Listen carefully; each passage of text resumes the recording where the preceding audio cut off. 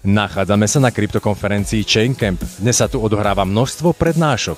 Môžete tu stretnúť známe osobnosti ako Marek Palatinus či Dušan Matuška. Zároveň sa tu prezentujú všetky veľké československé kryptomenové projekty. Poďte sa s nami pozrieť do dejiska.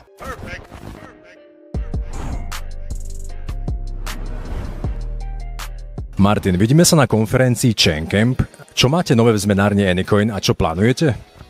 Tak na směnárně Anycoin teďka investujeme nejvíc do stability toho systému, do bezpečnosti, což jsou věci, které uživatel úplně na první dobrou jako nepozná, ale pro nás to je teďka nejvyšší priorita.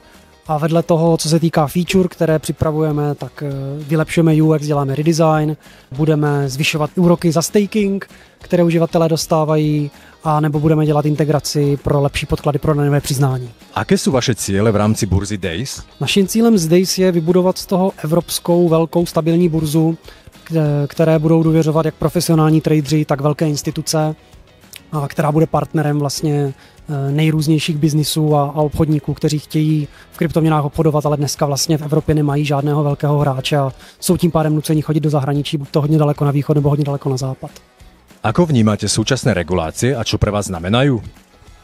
Tak z těch regulací teďka nejvýznamnější je právě MiCA, Markets in Crypto Assets, která víceméně definuje, co musí obchodníci s kryptoměnama dodržovat, jaké regule implementovat. My na ní aktuálně pracujeme, budeme o tu licenci usilovat, budeme se snažit být jedni z prvních, kteří tu licenci získají v České republice. Ona na nás má dopad spíš byrokratický, protože my už, co se týká bezpečnosti například, tak už ty procesy celé roky děláme, DORA je nějakým způsobem formalizuje a nutí nás spíše sepsat a zdokumentovat, takže pro nás to má spíš jako byrokratický dopad, než reálný dopad na chod směnárny jako takové. Je známe, že banky zakazujú firmám, ktoré robia s kryptomenami, mať bankový účet. Ako sa vám darí s týmto bojovať?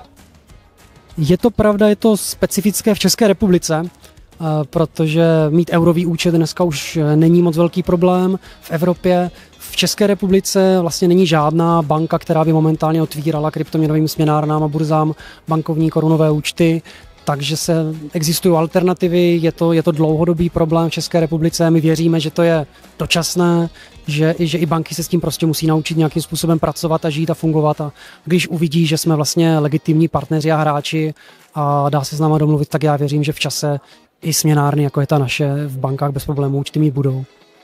Martin, ďakujem veľmi pekne za rozhovor. Ja ďakujem. O čom je Komunita 21 a čo robíte? Tak cieľom Komunity 21 je zabezpečiť, aby sa ľudia, ktorí majú rovnaké zameranie alebo záľuby, ako je napríklad Bitcoin, aby sa mali možnosť stretnúť, aby mohli vytvoriť nové priateľstvá, partnerstvá, no a jednoducho, aby si mohli vždy pokecať a vymeniť skúsenosti. Inak povedané, spájame bitcoinerov v reálnom svete. Aké sú vaše momentálne najväčšie výzvy?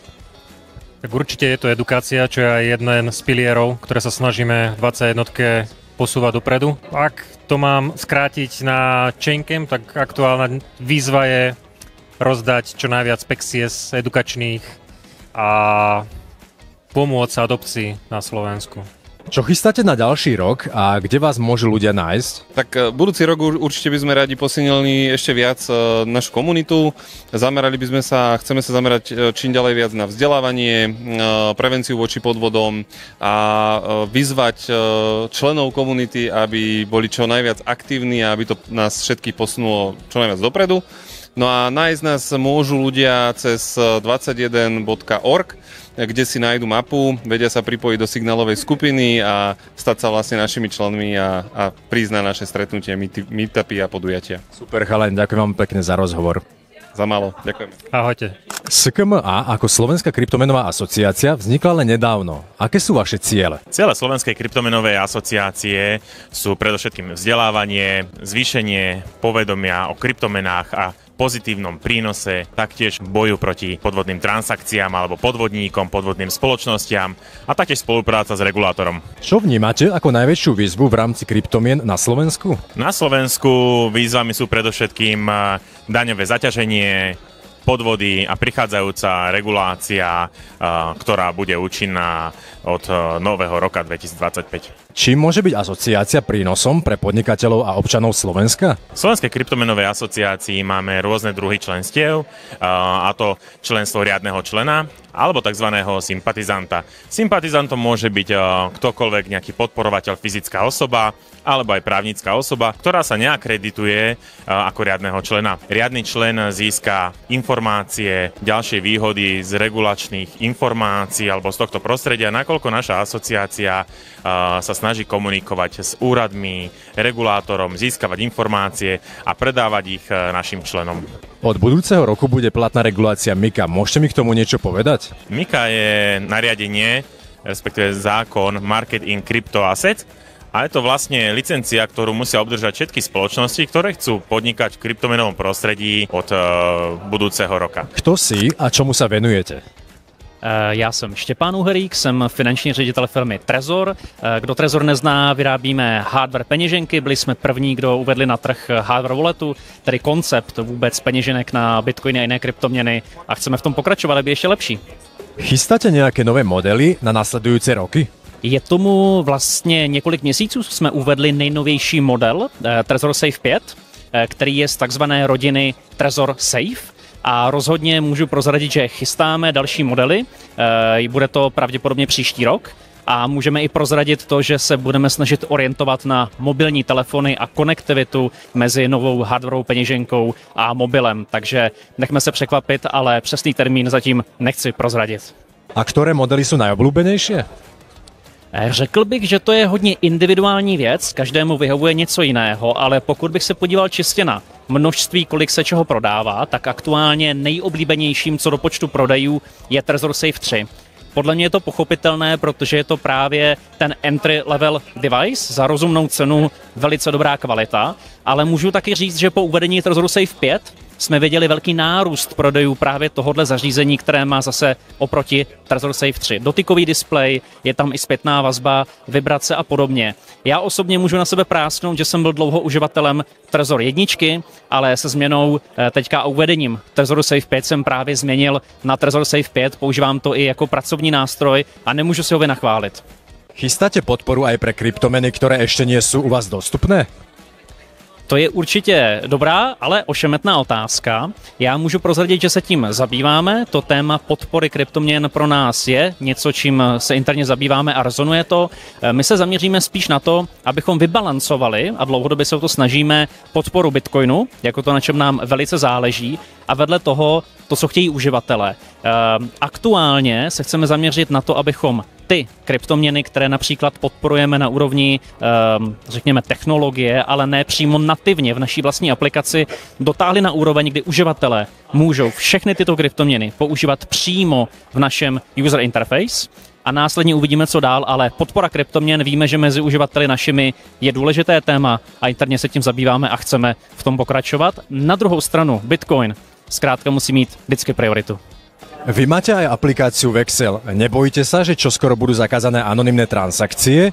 A ako vidíte budúcnosť vašej aplikácie? Téma privacy je pro nás hrozně důležité, rozhodně anonymita, která podle nás tu privacy neodmyslitelně zkrátka podporuje, tak je to velice důležité. Vexel mimochodem vznikl a architektonicky je postavená aplikace tak, aby na nás budoucí regulace ideálně vůbec nedopadla. Protože v momentu, kdy regulace bude řešit ty instituce, které ať už drží cizí peníze, nebo přímo nakládají s uživateli, nebo přímo poskytují službu, tak my bychom vždycky chtěli zůstat mimo tento proud a zaručit to, aby samotný Vexel nebyl tou regulovanou entitou a aby naši uživatelé mohli svobodně dělat transakce. Tak a ďakujem veľmi pekne za rozhovor. Já také děkuji. Martin, ahoj, povedz nám niečo o sebe a čomu sa s bratom venujete? Díky za rozhovor. Já jsem Martin a spolu s bráchou Matyášem jsme v roce 2020 založili bitcoinovou konferenci Chaincamp, kdy jsme viděli, že je tady v Česku vlastně a potažmo i na Slovensku žádná taková ryze čistě bitcoinová akce, která by spojovala speakery, lídry toho odvětví s těmi normálními uživateli vlastně není. Tak jsme si řekli, že to zkusíme a zorganizujeme ji a teď jsme tady po 5 letech, kdy jsme mezi tím přidali do toho, co děláme, ještě i BTC Prague, velkou evropskou konferenci a s Chaincampem se loučíme, takže po těch 5 letech byla mise úspěšná.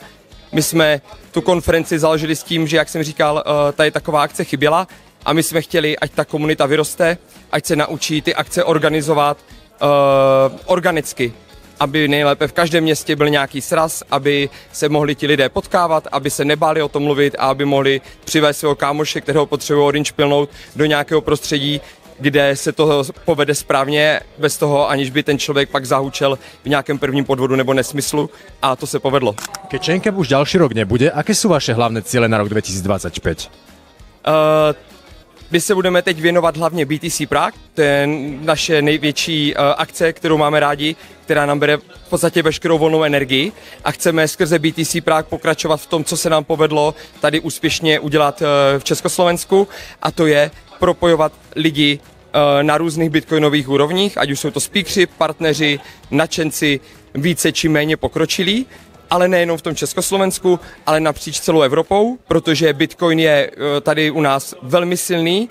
On je velmi silný, ale i v těch ostatních krajinách, ale tím, že Evropa je roztříštěná, má hromadu malých zemí, každá země má jiný jazyk, jiné tradice, jinou kulturní historii, tak kolikrát ani neví, jak se tomu Bitcoinu skvěle daří za hranicema a že roste výborně, ale třeba trošku jinak.